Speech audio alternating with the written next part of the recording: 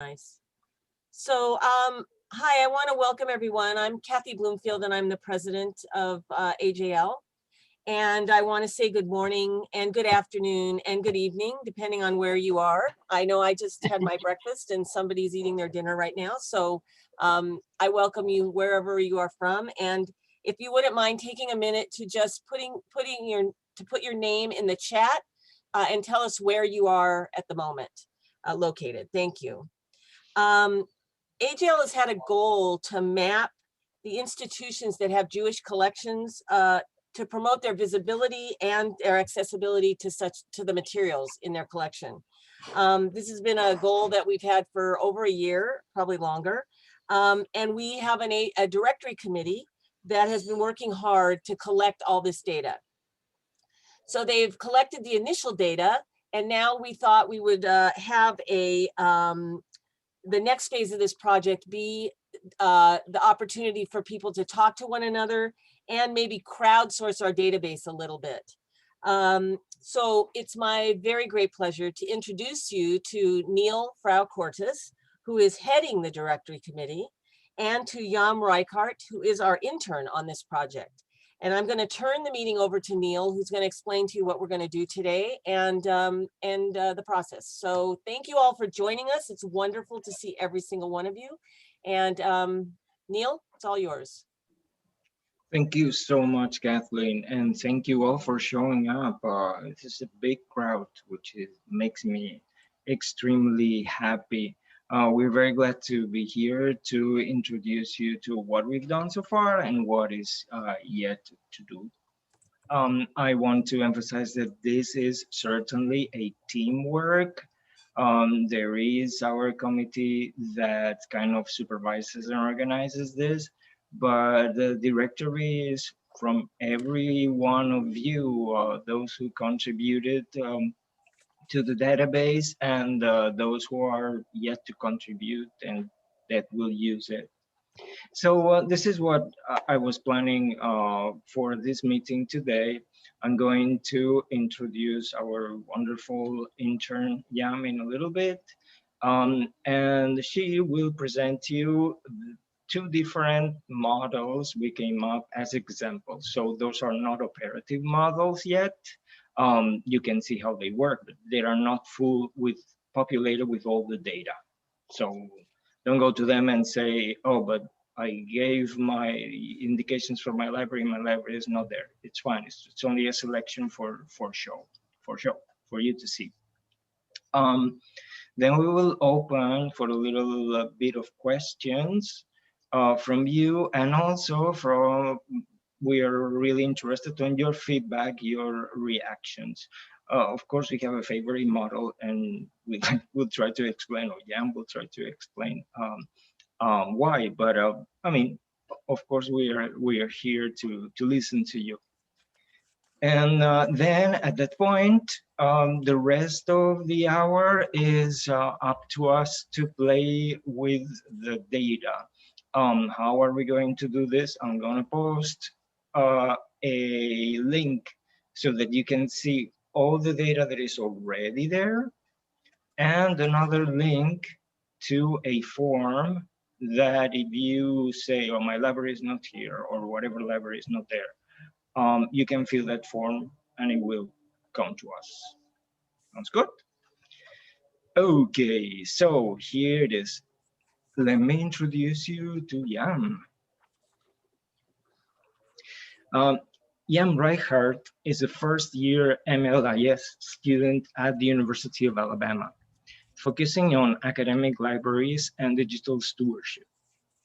She received her first master's in American Studies from the University of Alabama and her bachelor's degree in American Studies on Women and Gender Studies from the Tel Aviv University.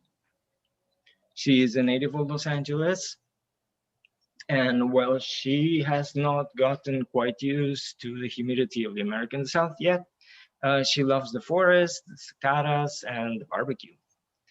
Yam lives with her fiance, Adam, and their pet snake, Eve, who enjoys sitting on Yam's desk while she works. So I'm passing this to Yan. Hello, everybody. Thank you so much again for coming and for participating in this. As folks have mentioned, I am an intern and a first-year MLAS student, so I'm especially excited to be part of this project so that I can learn more about, like, it's very hands-on, like library type work. So what I'm going to do is I'm going to show you the two prototypes that I've built.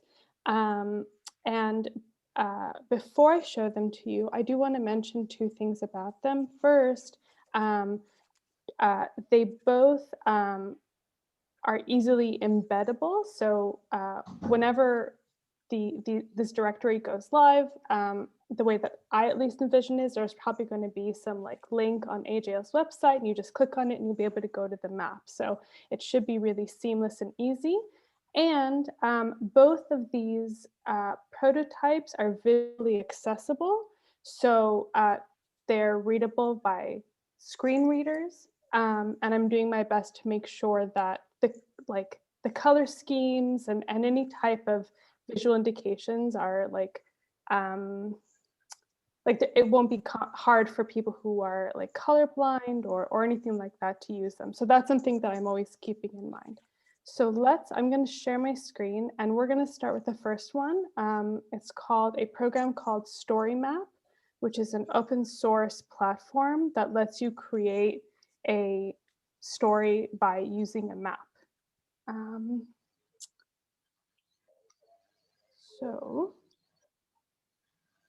Okay. This and this. Okay, so this is this is what it's going to look like when people click through. So first you get this nice introduction where you can click if you don't see your library or your collection on this map. You'll be able to click here and fill out the survey. There's also an email. This is an email address that I created that in case people have questions or anything like that, they can email me through this email and I'll answer questions or anything like that. And then the way Storymap works is you click on Start Exploring and it takes you from point to point on the map. So one of the, well, before I get into the problems with that, and then let's talk about the content really quick. So here, for example, the Hebrew Academy of Nassau County, there's a general description. And this is all information that was pulled from the survey. All I did, I mostly copy pasted from the Excel sheet. So it's really just whoever filled out the survey, this is the information they provided us with. And here, so let me move this. Okay. So you have all this information, reading information, archival, cataloging format if they have it, blah, blah, blah. And then there's also contact information. And also here, you can see at the very bottom, there's also, it was really important to me to put a date for when this was last updated to make sure that future records can be, to create a certain accountability to make sure that this is constantly being updated. Now, sorry, this is, okay. Now the problem with this is like if you keep going, it keeps taking you to all these different places and you can always go back to the beginning. And if you click on map overview, this is the map overview, but it's not very comfortable to navigate from like place to place. Like if you zoom in, right? But then you're like, oh wait, but now I want to see another place. You have to we have to go to the map overview and click again. So that's kind of a problem, even though I think visually this is really, really pretty. And I like how big it is and it feels very friendly, for lack of a better word.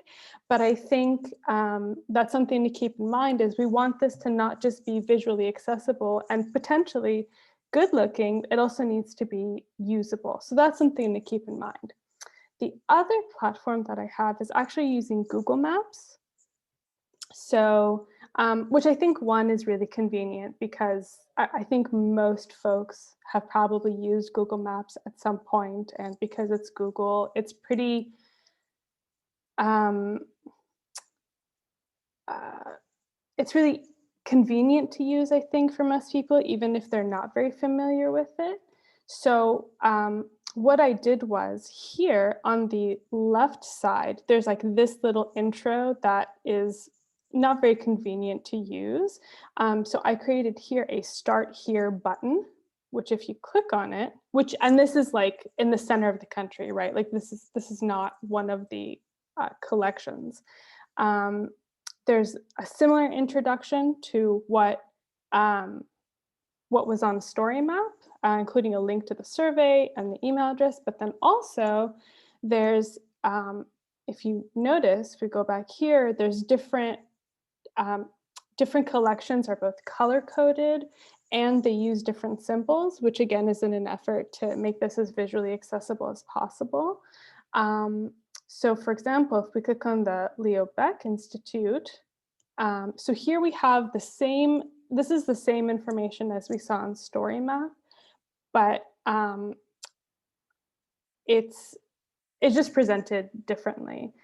So again, this is all information that was taken from the survey, and down below we have contact information and, oh, there we go, great. And then including a date for that level of accountability. And then it's also, I think, theoretically, it'd be easy to, you zoom back out and then you can click on different points and it's not too complicated to navigate. And then if you're ever confused about something, you could always go back to the Start Here. If you see a mistake or you want to add something, or you can't find your collection here once this goes live, so you can fill out the survey or send an email. Let me see. Yeah, and I think that's it for me. So I'd really love to hear thoughts and ideas. Actually, let me stop sharing really quick. There we go.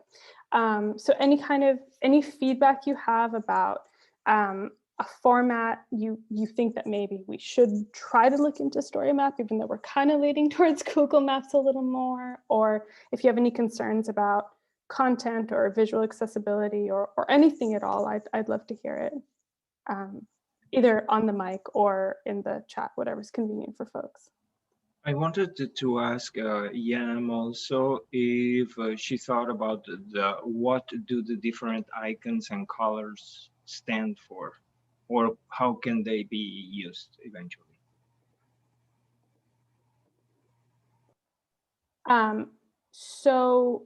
Well, for Google Map, I kind of tried to pick them randomly. Let me share the screen one more time and just show you, because I can't just pick anything that I want.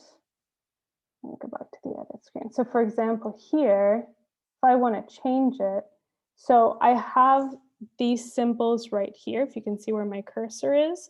So I have colors, fine, which again, I tried to just pick random ones, but these icons are just whatever Google gives me. There is a library, so I can add more. So, but I was kind of hoping to maybe use like I don't want to necessarily use a symbol like a menorah or a Star of David or something like that, because I feel like that can get really complicated and weird. So I was hoping for more neutral icons. Does that answer your question? Yeah, totally. I can see how this can work. For instance, I don't know, if you put all the archives in one color and all the synagogue libraries in another, or Yeah, thinking about the breakdown, research, archives, special libraries, schools, synagogue, center, Right. public libraries, that would be probably the divisions that we would think about it. Awesome. Good question. So I just dropped the link into the chat if you haven't filled out the form yet. And Yadida asks, how does she know whether she did or not? Is there a way to see what's in there already? Yes, in a minute I'm going to post a link to a visualization of the spreadsheet with the existing data so that people can, right after the questions, I'll repost this link and the other one. Thanks. And Julie Um, Kona has her hand raised.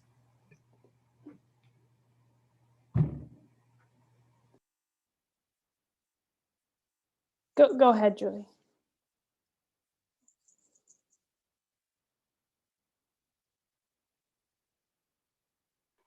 Sorry about that. My bottom bar disappeared from the screen for a minute. And now we were talking about icons, and I was thinking also maybe size of library. Oh, and Jan, this is really exciting, and I'm so impressed with your work, especially as a first year MLS student. It's really great, and Neil, wonderful project, and thank you for doing this.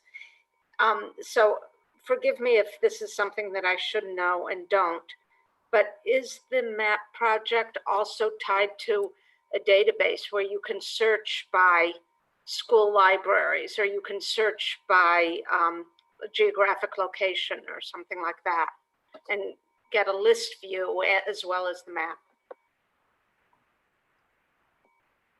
So that's something that we're also working on.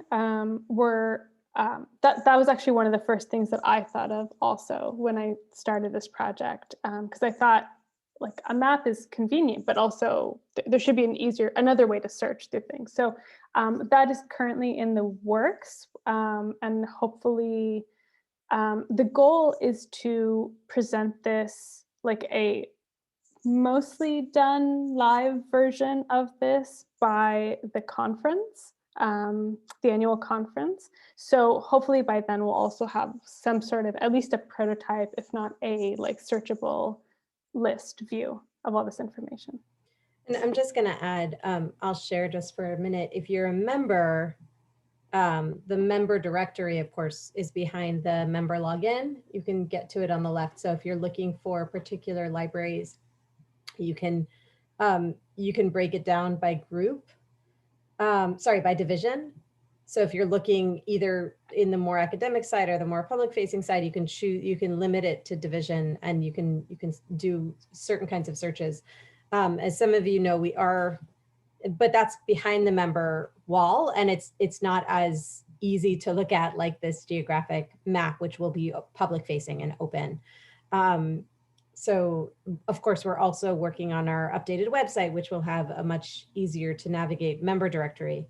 But those are connected and yet separate things, because one is for members to get to be able to find each other, and one is for outside people. So we recently had somebody who was interested in finding like a local synagogue library with Judaica content, and he's not a member, he's just a parent of Jewish children who was looking for a place to find Jewish books for his kids. And so that kind of, we want to have the map as something that will be useful to an outside person who's trying to find materials as well. So there's sort of two uses for both of these things. That's exactly it. And also think of the potential for the association of the fact that this is actually visible. Because right. If I am some small library that thinks, so who is going, I mean, I am not, my library is not big enough to join in. Well, you can see that there are so many other libraries. And the opposite is like, okay, I don't know, big university in England. Why should I show up in this small directory where there are major players also involved? So the fact that it's open to the public is also very good for people to grasp the riches and the activities of the association. Yeah, I'm going to ask a question. This is just a kind of a technical. So you started with Storymap. So I know it's the first one, or Google Maps was the first one? Storymap was the first one. What made you choose Storymaps first? Because I see Storymaps as a different thing, more of using a map to tell a story, and using it more as a way of as a directory type map service. In terms of this, what made you choose that source? And that's one question I had. I had one other question. Okay, when I started the internship, I actually spoke to, I know someone in the digital humanities lab at the University of Alabama, so I got in touch with her, and I was like, so do you have any affordable programs, websites, anything that also doesn't require coding? Because I don't know coding, because again, I'm very like deep in the humanities, and that's not something I do yet, at least. So she started out by saying Storymap is really great. It's really visually pretty and it's accessible. And then she said, or Google Maps, she recommended. Okay, that makes sense. The other thing I had is when you clicked on one of the libraries, they gave you the whole like story about the library behind it. And then is there a way of, let's say, when you click on a library, have the link right away up? You know, that becomes like your first point, as opposed to kind of scrolling down all the way, just moving that up one. To put the contact information at the top? Yeah, I think that this way you don't have to, I think that's in terms of easy contact. I mean, that's my own thing. I mean, I could be wrong, but in terms of, that's like one of the first things I look for right away, because everything else is nice to have. It tells you all about the library, maybe even content, or maybe even a link to the OPAC, which is a great thing to have too. But I think if you have that up front, it's an easier access point to get to the library itself. Point taken. Will do. That's actually a great thing. Thank you. Yeah, and I wanted to complete the answer saying also that we considered a number of different platforms, and the budget is a major consideration, because the budget one and the easy to use. Yama has been really nice and generous with her time, and we hope she will continue helping us. But I mean, we need to think what happens if Yam is not around. I mean, can somebody take it that doesn't need to know GIS and whatever the thing? Some prices that we have looked where the visualizations were awesome, but they were outrageous. And yeah, it's what you have.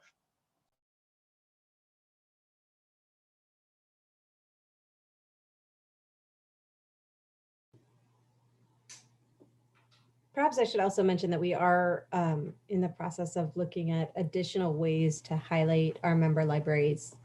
And so this is the beginning, but hopefully we're hoping to build this out in more and more exciting ways, you know, pending things like funding. But we're actively committed to doing this. So this is a start, but we hope to announce, you know, that there'll be much more coming, you know, within the coming months and years.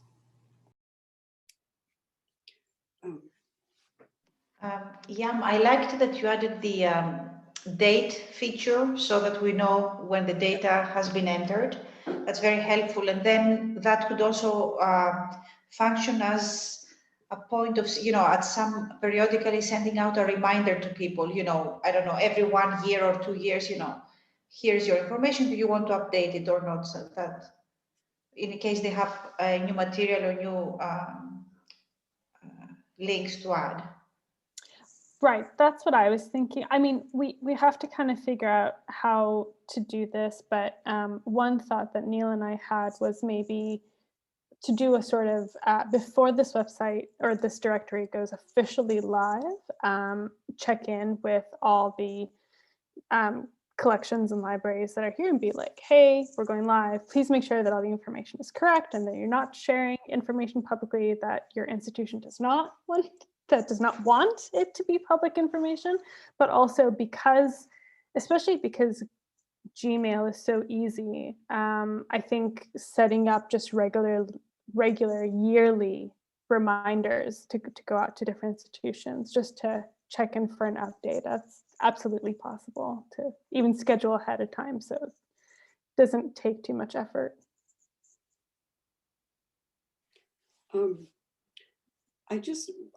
from representing a very small synagogue library. I mean, a small library in a big synagogue, but I'm wondering how that works. So somebody sees us, they're able to look in our OPAC they see a book or something they want, then what happens after that? Well, I think it depends on why they're looking. For example, maybe it's maybe they're an MLIS student looking for an internship opportunity, and they see that actually your synagogue is located near where they live, and you wrote in the survey that you would like an intern to help you with your collection management or with weeding, and then that person can contact you and be like, hey, I'm the person that could help you do this. Okay. Or maybe it's somebody who's researching certain synagogues, or somebody who is looking for certain manuscripts, or maybe it's another synagogue in another part of the country, or maybe hopefully one day, maybe even the world, who's like, oh, like maybe we can collaborate on a project. So it really depends on who is searching.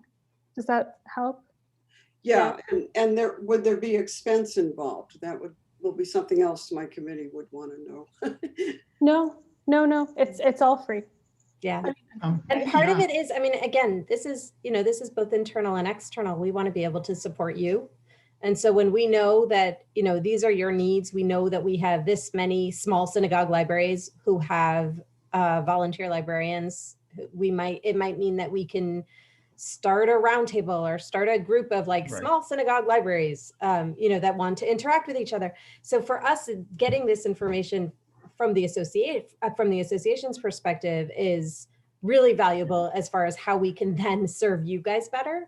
But again, the example I gave before was somebody who just lived in a particular area and wanted to know where he could find Jewish books for his kids. And, your synagogue library might have them, and it could be somebody who lives, 4 blocks away, but doesn't realize that your synagogue actually has a library, which is too often the case, because not all synagogues do. Which is actually what happened. That's he called his synagogue and found out the book he was looking for was there. Right. Yeah. In their library. So is there a way of bringing that out? In other words, so you have this database, you have this map, right? Where you have all the institutions. Let's say we have 100 institutions that are all plugged in and it's all mapped out, but now bringing out kind of the purpose behind it. In other words, some form, I don't know, I'm trying to find the right way of wording it out, but exactly what's being mentioned. If you're looking for an internship or if you're looking for a book, try here. If you're living in other words, instead of having just that, it's like almost like an introduction to the purpose of the map. I'm not even sure that's necessary, just because we get these kinds of queries all the time. Right. And so now we can just give them the link to the answer. Right. But I think in the beginning though, we probably draw away from that, but then it'll become more self-sufficient. Because instead of always having I hear your point. Yeah, that's what I mean. We do get Hatzar Front always has it. Where can I find this book? Oh, here's a library right next to you, and so on. And I'm also thinking that since this will be embedded and integrated in the website, you can put some extra information. It's like, okay, if you want to know more about the purpose, go to this subpage. Boom, and you go there. Yeah. Judy is asking Neil, how long does it take for the data to be uploaded? She has filled out the form last week, but doesn't see her library yet. Yeah, let me, I explained it at I just looked. Did you look on the spreadsheet, Judy, that Neil of the results? Yeah, on the spreadsheet. So I see you on line 10 of that spreadsheet. Okay, I must have missed it. Sorry. No problem. It's a Google form, so it should populate immediately. Yeah. But I'm glad you raised that just to double check. Although the view that you see right now is not fed by the Google form. It's just a copy so that if something happens with it, nothing, you cannot break anything. You shared? Yeah, got it. Thanks. Yeah, yes. What I mean is that that's a frozen copy from a couple of days ago, so that people don't change it or something by some permission accident. But yeah, whatever you send on the form, I just posted the link again, gets immediately populated into the spreadsheet without our intervention. We may normalize it or whatever later, but not. As for the visualization itself, as I said at the beginning, don't freak out if you don't find your library there. It's just like 5 or 6 random libraries for us to show, but it's not yet full data out there. So there's a question from Yedida. Is there a way I could have the ability to edit the entries? So when she's entered the form itself, can you go back and re-edit, or you have to re-input the information? And we are going to send an email address. Mhm. If you have a correction or something, and the easiest is you email to this particular address that is for this purpose mostly. Okay. Let me post it right away. Oh, there it is. Oh, there it is. Oh. So any corrections could go there. Any entries, just go to a new form. And that's that email. It's not just for today, like for as long as, I mean, forever, maybe. That potentially this could be the email forever, but at least in the foreseeable future, that's the email. It is possible that with our new website, we will have an AJL.com address, which would be really nice. So Awesome. we have a lot of Gmail addresses out there right now, but we're thinking about, you know, having like jewishlibraries.org be the site. So yeah. But even if once we do that, we'll be able to forward from the Gmail. Yeah, exactly. Toby, go ahead. Hi, I missed the beginning of this, so I don't know if you already said it, but I'm wondering if I can add like University of Washington, for instance. Like I'm not the librarian there, but they don't have a totally dedicated person. It's like McKenna, isn't it? What? Isn't McKenna at Washington? Yeah, Seattle. Oh, yeah. No, it's Mary someone. I have to look up her name. Oh, okay, fine. Because I'm thinking of McKenna. I can never remember her last name. And I'm not even sure if she's still there or who the contact person is. But so are you like going through universities and check Jewish studies programs and sending something out, or should I just add them with very little information? Or if you know that something exists and they don't have a dedicated librarian, please do. Okay. If they do have a dedicated librarian, I'd recommend just forwarding the form to them in case they have additional information. But I'll do that. Yeah. Thank you so much, Toby. Okay, thanks. Yeah, definitely. You have to think, you guys know your own area much better than anybody else of us. We are not going to prospectively research on your area. If you happen to know a synagogue library without a librarian and you want to report on it, it is awesome. That's the more discoverability we have, the better. Neil, would we also be posting or kind of promoting, like adding more of the libraries through Hasafran and everything? In other words, getting people more aware that, you know, there's this form and database that we would like to see more populated? Yeah, that sounds good. I mean, yeah, I'll post it again. I think we should probably post it with certain regularity without being cork in the neck. Yes. Can we also do that, let's say, through social media aside from Hasafran? That will depend on leadership, and I don't manage the social media of AJL. For the present, let's hold off on like broader social media. I think ultimately we will. I while we're still in the initial stages, I don't want it to be when these forms are just posted online. Sometimes there's just like robots or spam bots that will just populate lots of stuff. I had that with my DH spreadsheet for a while. So maybe let's wait until like the initial collecting phase is done, and then we'll post it definitely more broadly. Thank you.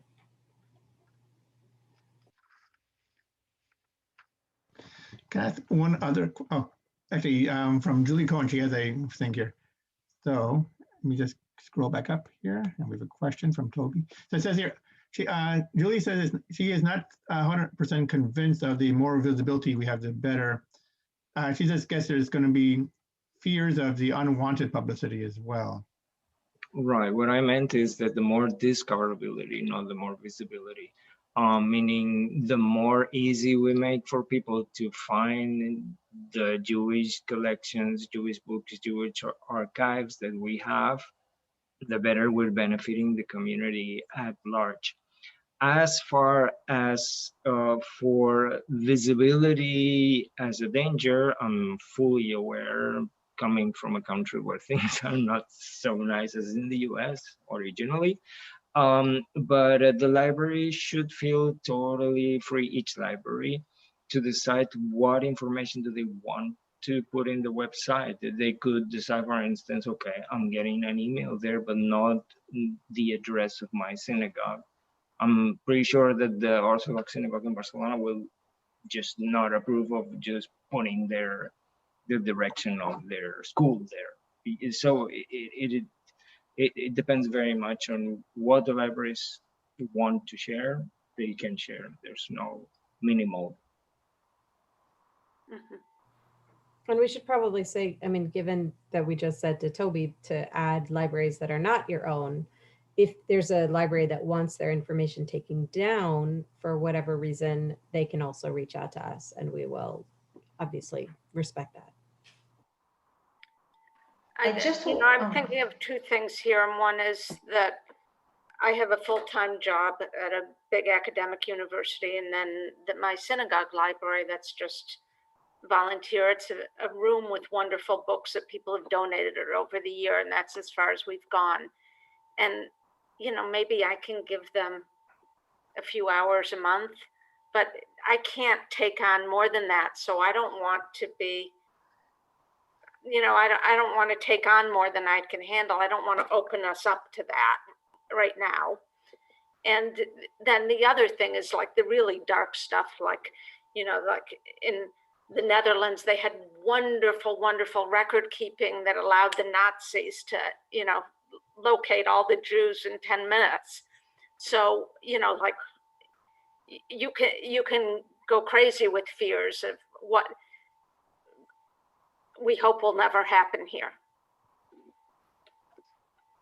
I wonder if I'm sorry, I think your fears are legitimate fears, Julie. And I'm wondering if there's a way to put some information out publicly, you know, like say there's a synagogue in this town, but then put some information behind a members only area. And I do not know if that's a possibility.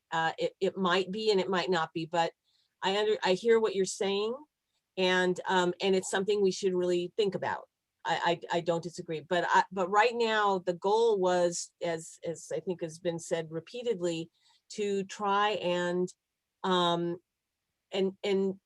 have an understanding of how many Jewish collections are out there, so that we can answer some of these questions from people that come to us, because you know, I'm gonna state this tagline: if we're the leading authority on Judaic librarianship, we should know where the Jewish libraries are, right? So I think that's part of the goal, right? We need to know where these libraries are. If somebody doesn't want to put their address or phone number, or that you could even for your library put very limited access or reservation only kind of thing. There's ways to temper it so it's not like, oh, I can walk in anytime I want. No, you can't. So I understand what you're saying, and I agree that we have to be cautious, but I hope not to the extent where we can't get the information we need to know where our communities are. I think if we should consider, Anil, for example, clustering material, let's say by zip code, not address, and let's say provide the link of the institution. So we will not be providing address information, just let's say, as Kathy mentioned, maybe a town or a zip code or something. I mean, yeah, I mean, I'm thinking we could do it for, like, if there was a way to say have a screen where, you know, you want to find out if there's this collection in your area, then we could use zip codes. But if you're a member library, you could go behind a member guard and see where the exact location is. I don't know if that's possible because, Google Maps doesn't have a paid or a members, non-members thing. But Michelle Sandler is asking a question about, no, this is not just for AJL libraries. This is for all libraries that have a Judaic collection. That's our goal, I think. If I'm misstating, please tell me that, but I think that's our goal. So just really quickly about whether or not to put the address or not. It's incredibly easy to find an address for a place these days. Unless your website doesn't have the address, or if you don't have, even places that don't have websites, they usually have some kind of Google Map entry or something. So I think, if people feel really strongly about this, then I'm more than happy to take down addresses, but all someone would have to do is go to the website of this collection or library or whatever and get it, or just literally ask Google. So I really understand the worry about making a lot of Jewish related information public and visible and concentrated, because I think we all carry generations of trauma with us. But I also think if we're going to continue to grow as a community, and we want to connect, and we want to encourage scholarship, and we want to encourage collaboration, then we have to create some kind of directory also, and it has to have this information, at least some of it. But again, if folks are uncomfortable sharing any information, I'm more than happy to take it down. And I will also say that if you do work at a small, or you volunteer at a small synagogue library, and you are not sure how to phrase anything about, you want to add somewhere in the general description, if this is not a library that is open to the public, you have to make an appointment ahead of time or something. The email isn't just for corrections. I'd be more than happy to work with people so that the description about the synagogue or any information that is on the directory matches what your needs are, right? I'm more than happy to be the contact person to make sure that that everybody feels as comfortable as possible with this directory.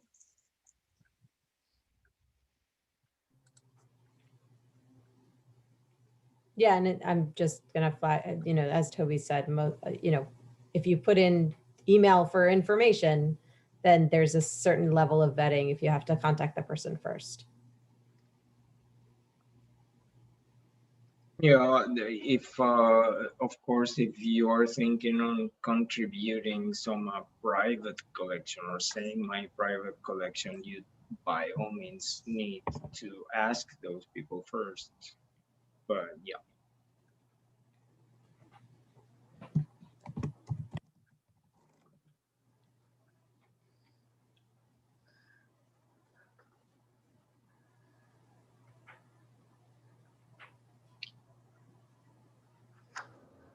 So are there any more questions? So the rest of the time is for us to go and introduce data if we are willing to do so, check whatever is there to make sure everything went through. We have no particular agenda. We're here to answer your questions. Question. Yes. Should the discussion be more focused on the structure of the database, i.e.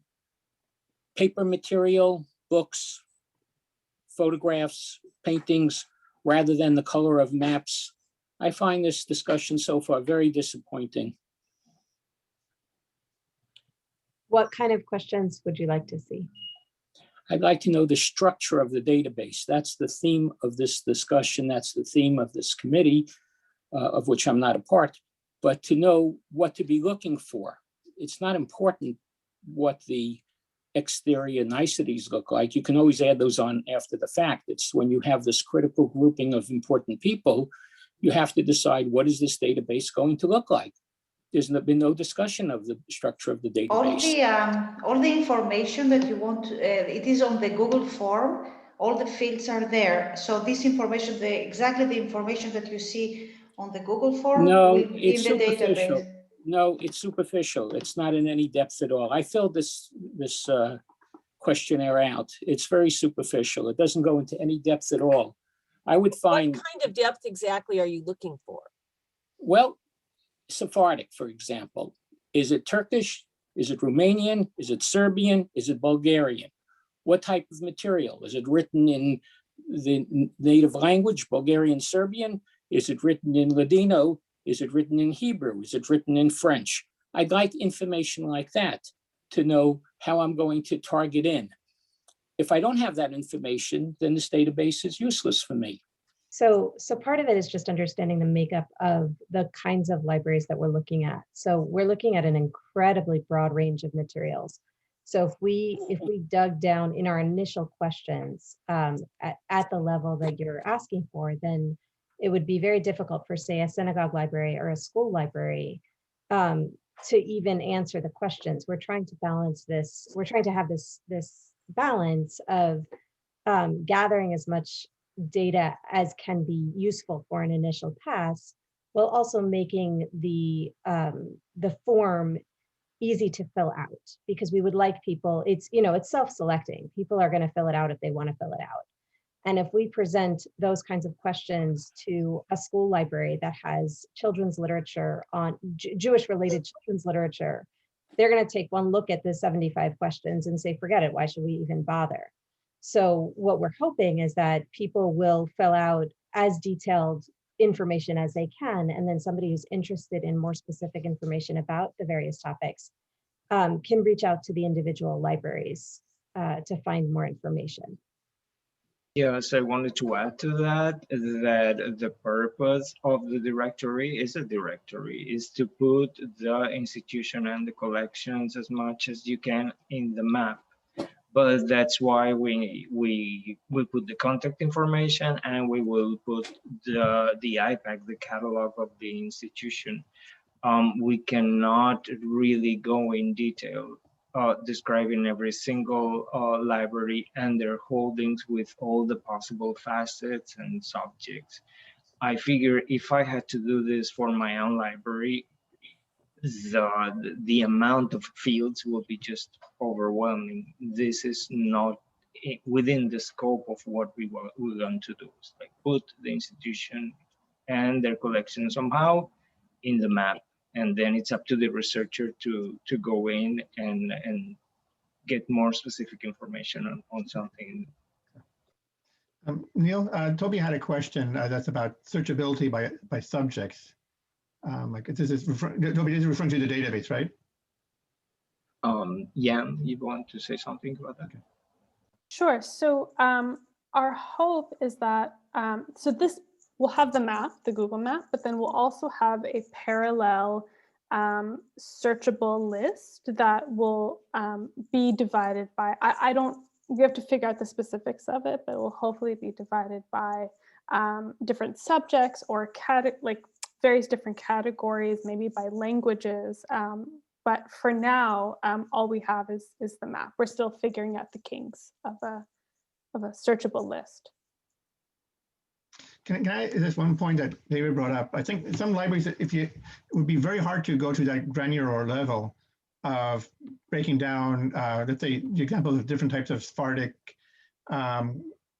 regions or languages or so on. I think that sometimes that's going, I know that as a subject cataloger, you can only do so much before, we're not indexing, we're just creating something that can provide access to. And I think going too far, if people are interested, can always find a book and look for themselves. But I think our goal is just to have a way of this, okay, these libraries exist, and let the researcher or individuals go finding. Right, the goal has, in my understanding, the goal has always been to have a directory of all the Judaic collections in the world, basically, but at least in the country, in the United States, but hopefully, as I say, internationally, since we have an international membership. it is my understanding, again, and I'm sure there are many people who can correct me if I'm wrong. My understanding is that it's never been about like detailed data or information about each and every library, but rather, if I live in Seal Beach, California, where's my closest Jewish library, right? That's really what it's been about. So I don't know that we are capable, or nor can we do what David is asking. And I'm sorry for that, but that's just sort of the nature of the beast when we're talking about so many institutions. And as Michelle said, so many different sizes and structures and all of that. I think it behooves the person who's doing the research to say, oh, look, I have a library here in my backyard. I'm going to find out if they have the kind of information I'm looking for my research.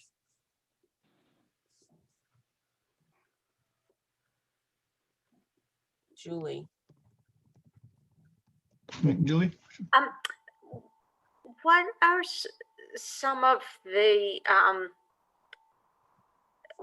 what are some of the attributes or advantages that we're looking for from the map feature to the directory, as opposed to a spreadsheet or a database or a list?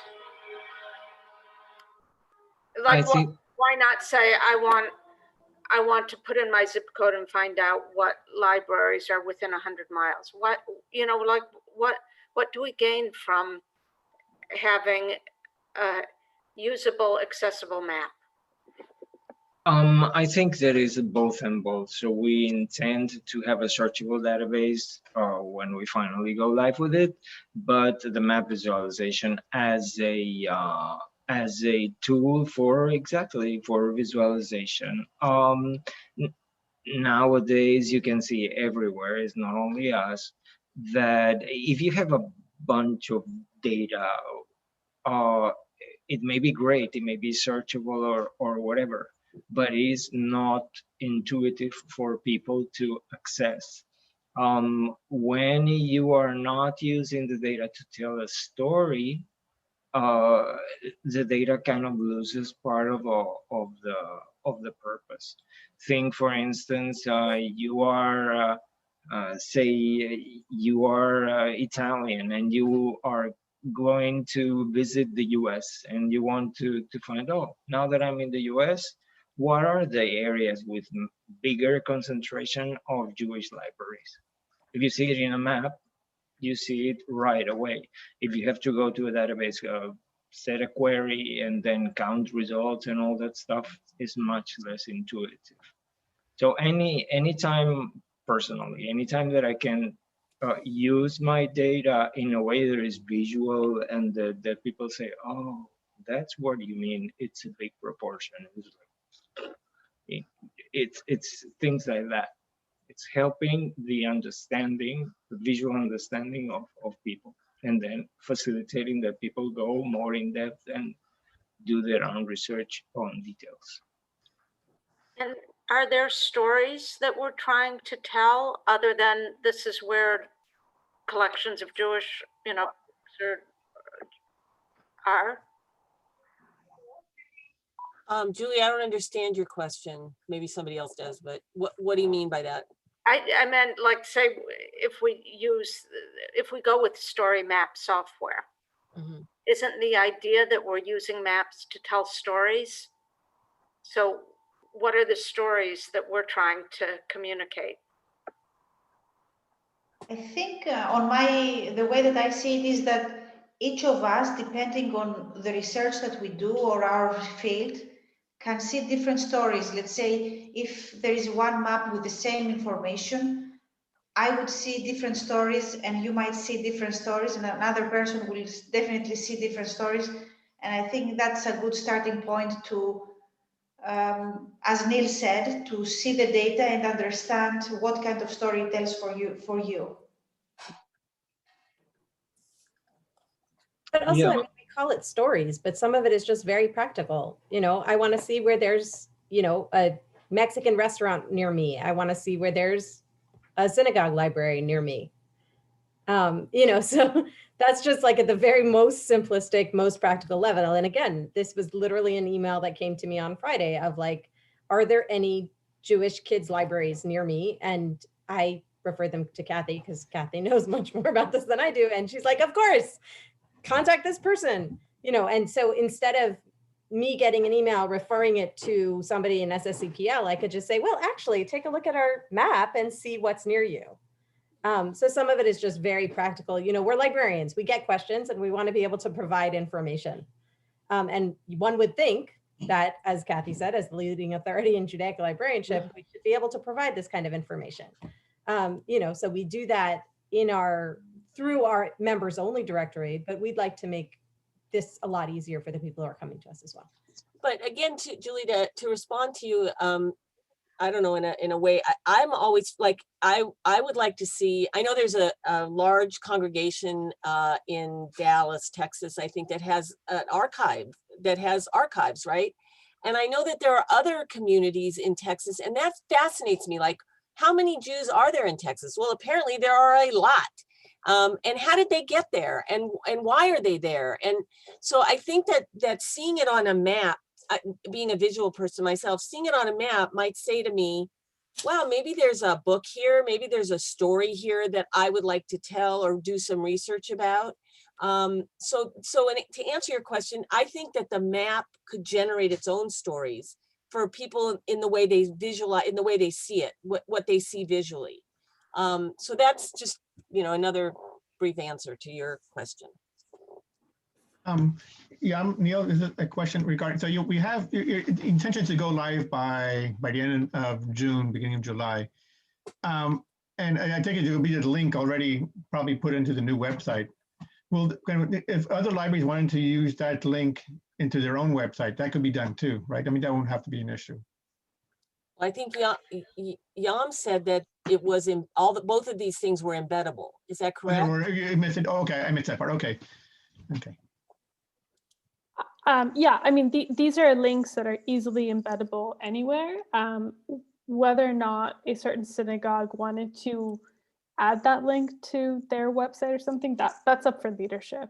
Yeah, my preference would be that they link to the jewishlibraries.org site. So, right. Then, you know, this is a resource for you. There are many resources on this site for you. Mm-hmm. So, Michelle Sandler, did you have a question? I saw you put your name in chat. I wasn't. Okay, sorry. No, okay. So we're at the 3 o'clock hour. Yeah. Neil, should we continue or? It's totally up to you guys. I don't have any particular plans immediately. I don't mind staying for a little while, or in any case, thank you everybody for coming. If you think that you've got enough of this, I do want to remind you that we have another AJL Presents tomorrow afternoon, 9 a.m. Pacific, 12 noon Eastern time, about the Book of V. It's our Purim. It's our Purim event. Right. I'll put the link again in this. Yes, thank you, Chaim. You need to register if you're a member. I think it's open to everybody. So it is, yeah. So you can, yeah. So anybody can join us. We have the author of the Book of V coming. Rachel Kamen is going to have a book discussion, and then the author is going to join us for the last 15 minutes. So I welcome it. Nice. Okay, here is the link. And it's tomorrow. Let me put up the actual notice as well. Thank you, Chaim. All right, I have to hop off, but thank you so much, Yam and Neil, and Amalia and the whole group for all your hard work. This is really wonderful to see. Thank you. Yeah. You're welcome. Thank you. Thank you. Bye, Thank Michelle. you very much. Bye, everyone. Very much. So the time is tomorrow Central Time. Just keep in mind that's the 11 o'clock Central Standard Time. So just adjust your clocks accordingly. Okay. Thank you, Yam. Yeah. Thanks. Thank you so much, Yam. Pleasure meeting you. Thank you, Neil. And Neil, thank you for all your hard work. Hatzimeach Beluperim. Yes, thank you. I hope I see you tomorrow morning, Alba. Absolutely, absolutely. Yeah, Neil, I have the spreadsheet up. Can I go through that real quick and see if I have to take out something or not? Or are you asking me? Or are you asking Neil and Yam? Actually. Oh, okay. So I'm off. Thank you so much. This was Ciao, great. I guys. really appreciate all the hard work that you're doing. Bye, So thank you. Alba. Thank you. Bye, Neil. Bye. In the Bye, country everybody. from Thank which you. you come, I know. you know, goddamn, but this place is crazy as crazy Oh, can get. yes, it is. Oh, yes. That's why I came out like that. Yeah. I'm still here in the trenches, digging my way out. Okay, so have a good time. I enjoyed it. Thank See you you. later, guys. Bye-bye. Okay, so I have the website, I have the spreadsheet up. So when I filled it, I put in my own name and I put Okay. in my own email. I'm at the Library of Congress, so let me put that back. Oh, okay. Okay, so yeah, you said you were from LA originally. What neighborhood? What part of LA? Because I'm from LA. I'm an Angelino. Oh, cool. I've always been partial to Angelinos. Sure. So I grew up in like the Valley, like Where? Winnetka, Canoga Park. Oh, I really? went to Okay, Taft in that High direction. School. All right, my dad's now in the Sherman Oaks area. I grew up in West Oh. Hollywood. Oh, cool. I love Yeah. West Hollywood. So I grew up right in the Russian part of West Hollywood, the Plummer Park neighborhood. A family-friendly place, but it had a lot of adult vices to it. There was that part of West Hollywood. Very colorful. Hollywood. Colorful during Halloween, especially, and St. Patrick's Day. But but you know, it's for a city that's 1.9 square miles. It had 40,000 people in it. That's how big West Hollywood was. It was amazing. Anyway, so that's LA is always like a big draw for me. So. Oh yeah. No, I get it. So all right. So what information? So I have here. So I'm at the Library of Congress. Okay, so I put down my own position, my own name, and everything. Does that necessarily mean my contact information? I'm the contact person, or? Well, so if you put your contact information in, Right. that's what's going to appear. Like, are you in charge of this? Okay, so that's a big question. All right, so. Or we could add multiple people. I think it depends on the question and how things work, because we are, I don't know, Neil, I think it might be the same thing at University of Maryland, but we are divided into cataloging and reference. I mean, there's two different distinct divisions, and it's a turf warfare. You know, we shouldn't be answering reference questions when it should be, catalogers should not be answering that. So maybe, can I leave that blank for now? Sure. And then do you want to get back to me? Yeah, that might be safer because we're having issues. So in my section. Yeah, no problem. Yeah, definitely. I mean, every library has its things. We at Maryland, we have kind of a general ticket email address, and either persons or algorithms trying to set things to the different departments. That might be an idea. That might be a better approach. Then maybe if I'll email the better like general number. How do you call it? Like the general ask a librarian type email. Right. That's like, and this way it can be sifted to whatever direction it should go to. Right. Okay. That's actually what I was going to suggest. If you have a general email address for the department or the library or however it's divided, that would probably be best, just so nobody gets their toes stepped on and there's no like. Okay, I'll have to email that because there is one specifically. There's a general way of doing it, or there's a link to that, at the librarian, to the Library of Congress itself. Okay, yeah. I mean, if you just want to email me, or like the email that Neil provided. Yeah, I have that. Okay, yeah. So whenever you get a chance, just email to me. I mean, I really like the idea of double checking with people before this all goes live. So just in case you forget or I miss the email or whatever, there's going to be a system in place to make sure that everything is just right. Okay. That's good. I'll do that. I'll just make sure, because I'm going it through now.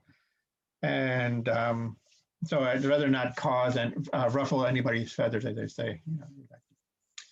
So, okay, thank you very much. This was a great presentation. I'm looking forward to going live.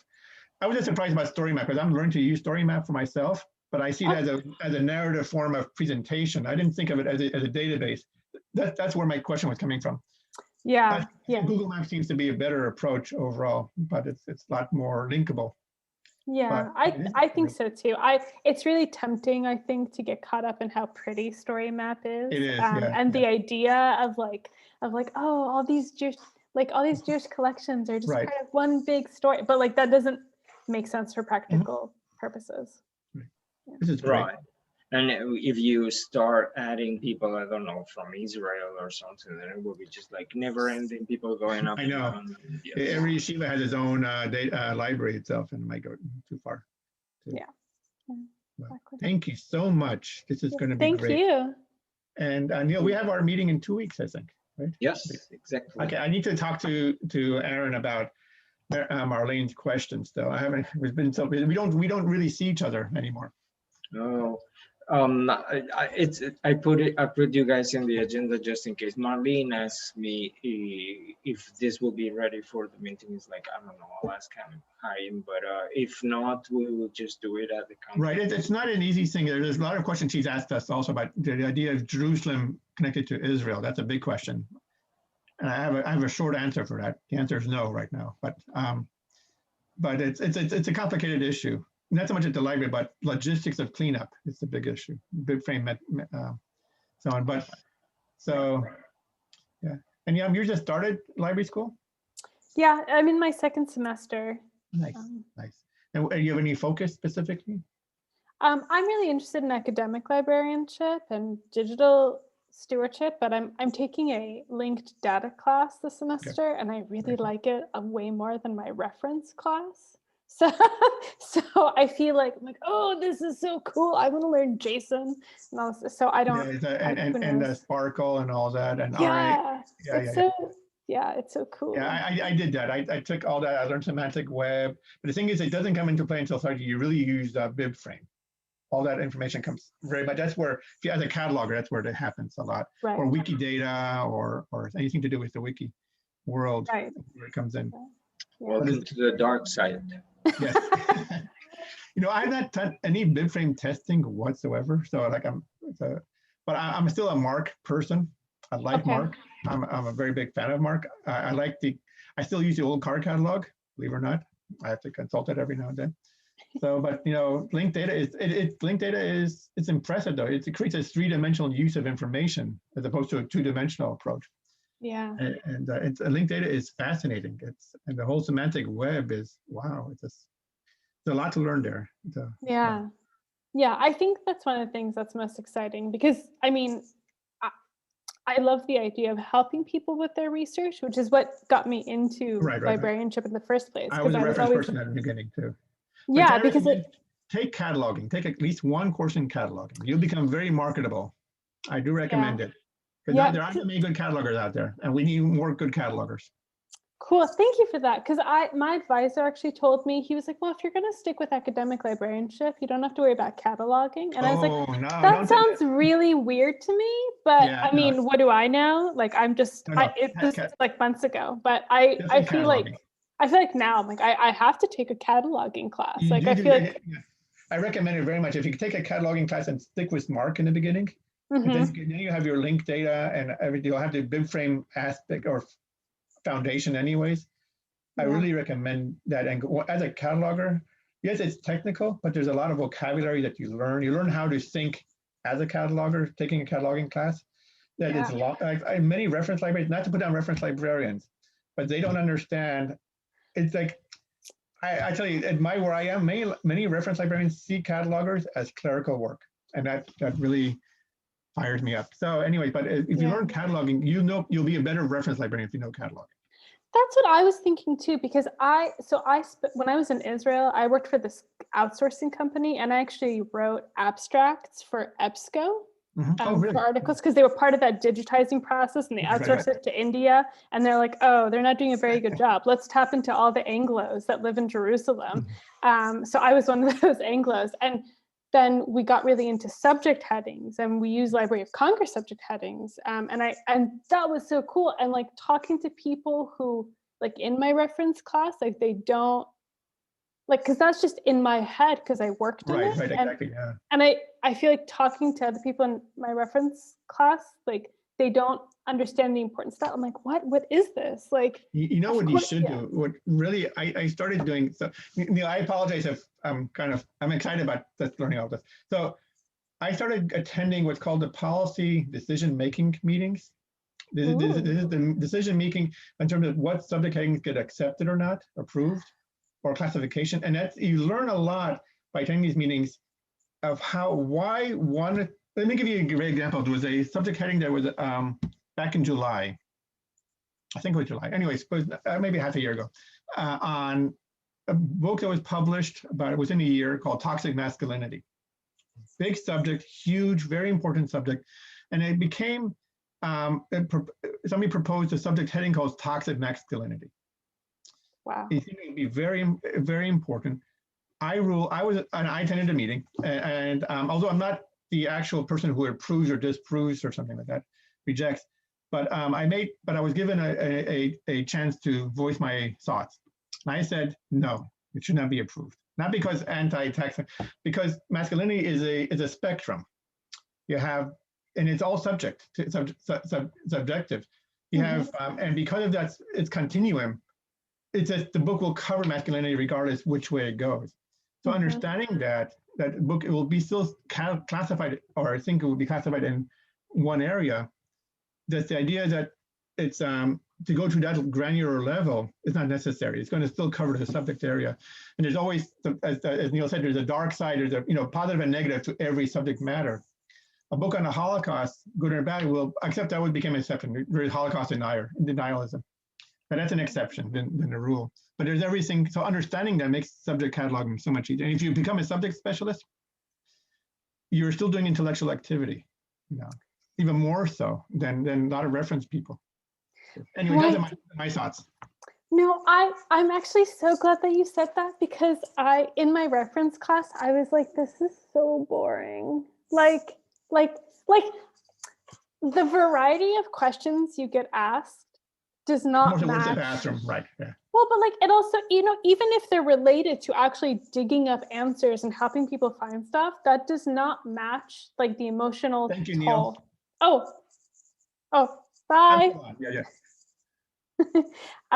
It doesn't match the emotional toll, I feel like, that you have to put in to provide customer service for 8 hours a day or whatever. That doesn't make sense. No. And I think that and it feels boring. And I'm so glad you said that, because that's been something that's in my head. Right. Because I think that the questions surrounding subject headings, for example, we read this one really great article. Actually, if I take down your email, I could send you some great books. Arlene Taylor. Oh, yes. Okay, I'm writing it down. Arlene Taylor, she's written quite a number of books and articles too. I can't think of any off the top of my head, but she had two articles that were almost like a longitudinal study. Subject headings versus keyword searching. Why do you need subject headings? So the thing is, keyword searching will give you false hits.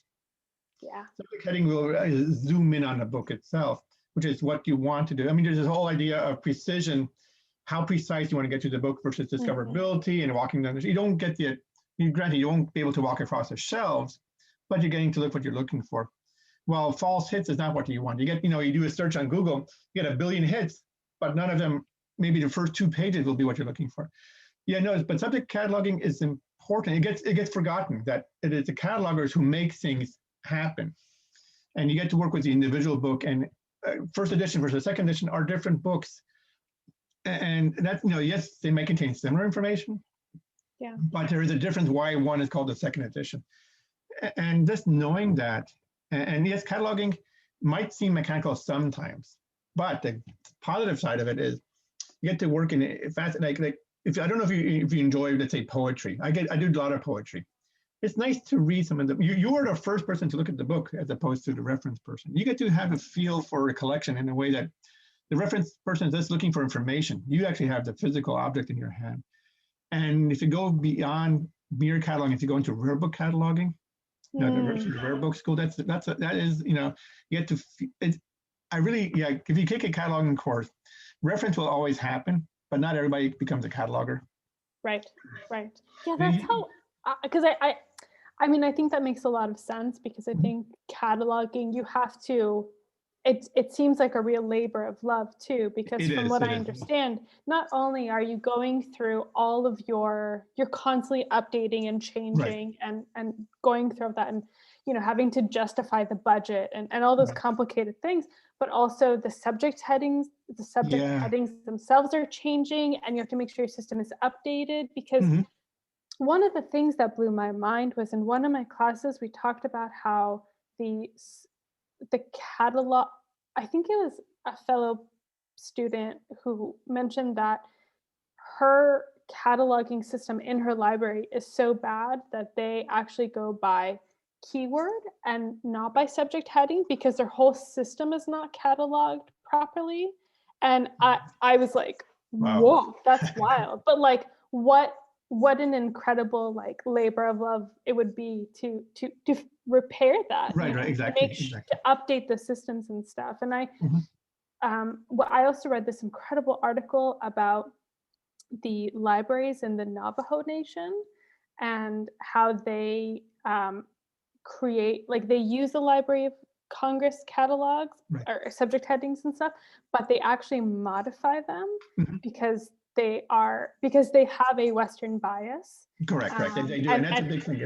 And that gets addressed quite a bit in the meeting sometimes. It is not just a Western bias, but it is male Anglo-Saxon, even more Yep. so. It's very much, and we are aware of it. And I remember it was I forgot what the subject heading, but let's say, for example, women athletes, which is an actual, so you have athletes, and women athletes.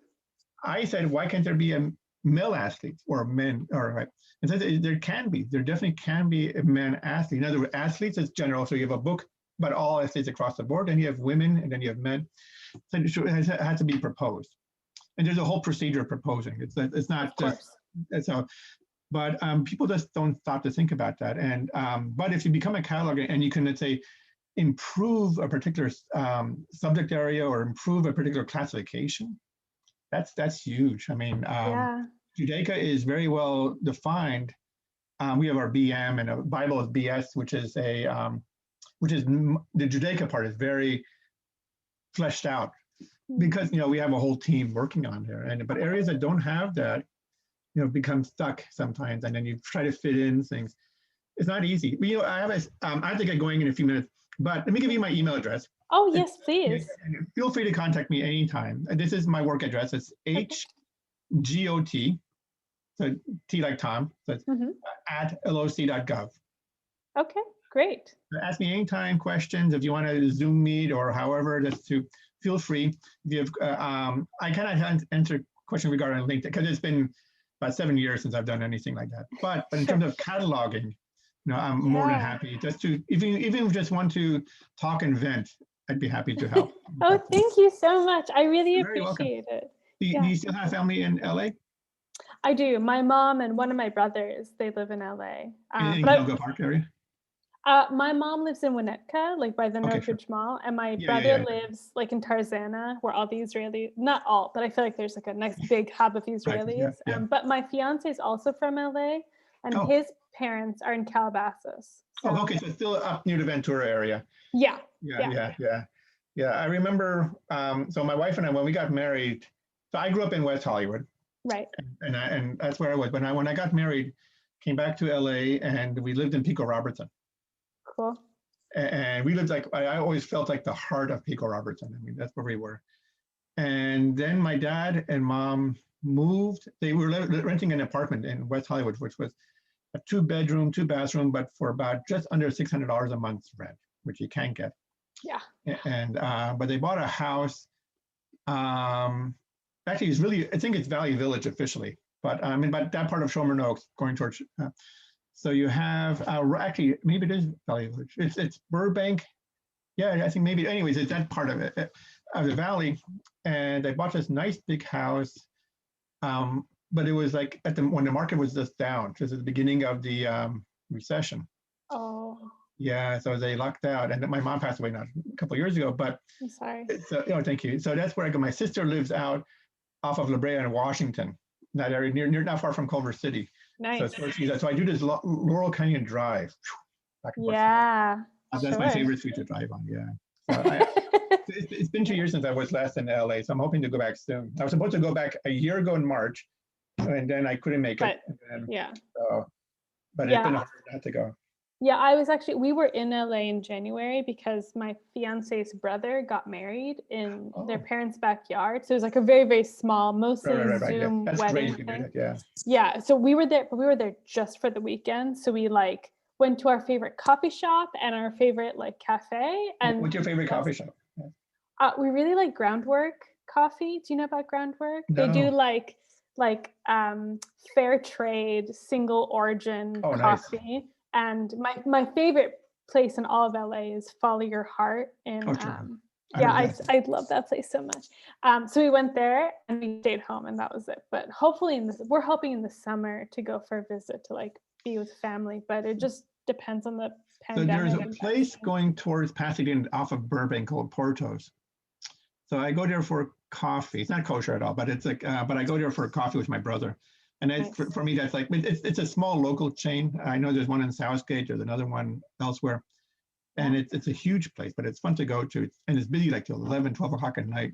That's one thing I have to say I miss about LA is night driving.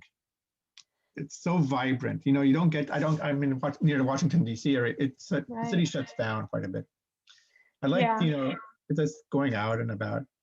Yeah, Anyway, I mean, you don't get that in Tuscaloosa either. It's like, sure, because it's a small college town, you know? Right, I mean, exactly, it's like more urban than other college towns in the state, but it's still compared to LA. I mean, I really like the quiet, but also if you want to go into like downtown where things are happening, it's full of like 21-year-olds. And I'm like, oh, I'm too old for this. Right, I hear you. Yeah. Wow. So yeah, this has been great. Thank you. And a great presentation. Looking forward to it really when it starts rolling out. And oh yeah, feel free to, that's an offer that's open for sure. Thank you so much. Hopefully one day, I look forward, if you ever, when things open up at the Library of Congress, you know, always keep an eye out for catalogers. There's always a need for catalogers. I will. Thank you so much. And I'll welcome. definitely stay in touch. Yes, indeed. And have a wonderful rest of your Sunday. Thank you. You too. You're welcome. Okay. You're welcome. Okay. Bye. Bye.